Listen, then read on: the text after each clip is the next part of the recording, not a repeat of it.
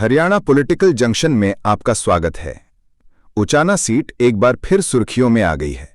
हुआ यूं कि 2024 के विधानसभा चुनाव में भाजपा के देवेंद्र अत्री को 48,968 वोट और कांग्रेस के बृजेंद्र सिंह को 48,936 वोट मिले थे। भाजपा के देवेंद्र अत्री ने नजदीकी मुकाबले में चौधरी बीरेंद्र सिंह के बेटे बृजेंद्र सिंह को 32 वोट से हरा दिया। ये जीत हार का अंतर इस बार के विधानसभा चुनाव में सबसे करीबी मुकाबला था। वोटों की गिनती से कांग्रेस प्रत्याशी संतुष्ट नहीं थे, जिसके कारण बृजेंद्र सिंह ने पंजाब एवं हरियाणा हाईकोर्ट में एक याचिका दायर कर दी। दायर की गई याचिका में उन्होंने आरोप लगाया है कि 215 पोस्टल बैलेट केवल इसलिए रद्द कर दिए गए क्योंकि लिफाफे पर लगे स्कैनर का निशान स्कैन नहीं हो पा रहा था। उन्होंने नियम का हवाला देते हुए कहा है कि चुनाव नियमों में ऐसी स्थिति में लिफाफों को खोलने की एक स्पष्ट प्रक्रिया है, जिसका गिनती के दौरान पालन नहीं किया गया। इन वोटों की गिनती के लिए बृजेंद्र सिंह ने कोर्ट में याचिका दाखिल की हुई है, जिसकी अगली सुनवाई कल बुधवार को होगी। एक तरफ इस केस की कोर्ट में सुनवाई चल ही रही है, वहीं दूसरी तरफ कांग्रेस सभी प्रदेशों में वोट चोरी की मुहिम चलाए हुए है। इसी क्रम में उचाना से भाजपा विधायक देवेंद्र अत्री के जींद निवास के गेट पर युवा कांग्रेस के नेताओं ने स्टॉप वोट चोरी के स्टिकर लगा दिए। इस प्रकरण पर प्रतिक्रिया देते हुए विधायक अत्री ने कहा कि युवा कांग्रेस कार्यकर्ताओं ने स्टॉप वोट चोरी के जो स्टिकर लगाए हैं वो कांग्रेस की ओछी मानसिकता का परिचय है। कांग्रेस के वोट तो चोरी हुए हैं, लेकिन वो सरकार या निर्वाचन आयोग ने चोरी नहीं किए, बल्कि खुद जनता ने भाजपा की झोली में डाल दिए। इसी कारण कांग्रेस बौखला गई है। अत्री ने कहा कि कांग्रेस का लोकतंत्र में भरोसा नहीं है। उचाना की जनता ने राजनीतिक घरानों को नकार उन जैसे साधारण परिवार के बेटे को विधानसभा में भेज दिया तो उनके विरोधी बौखला गए हैं। जहां तक इस रोचक चुनाव की बात करें तो उचाना विधानसभा में कुल 223 बूथ हैं, जिनमें से देवेंद्र ने 79 बूथों, बृजेंद्र ने 78 बूथों पर जीत दर्ज की और बीरेंद्र घोघलिया ने 33 बूथों, विकास ने 19 बूथों, दिलबाग ने 9 और पूर्व डिप्टी सीएम दुष्यंत चौटाला ने 5 बूथों पर जीत दर्ज की। उचाना विधानसभा के अंतर्गत कुल 65 गांव आते हैं, जिनमें से 28 गांवों में बृजेंद्र सिंह ने जीत दर्ज की और भाजपा के देवेंद्र अत्री ने 26 गांवों में जीत दर्ज की। वहीं निर्दलीय बीरेंद्र घोघड़िया ने 11 गांवों में जीत दर्ज की।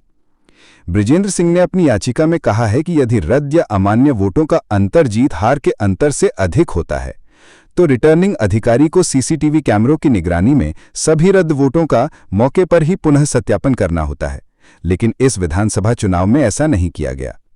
उचाना कलान सीट पर कानूनी लड़ाई का परिणाम ही भविष्य की सियासी तस्वीर तय करेगा।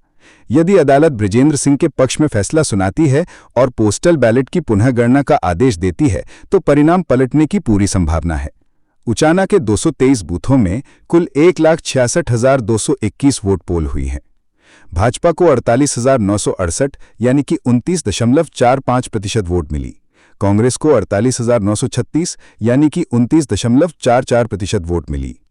बीरेंद्र घोघड़िया को 31,458 यानी कि 18.9% वोट मिली। विकास को 13,458 यानी कि 8.1% वोट मिली।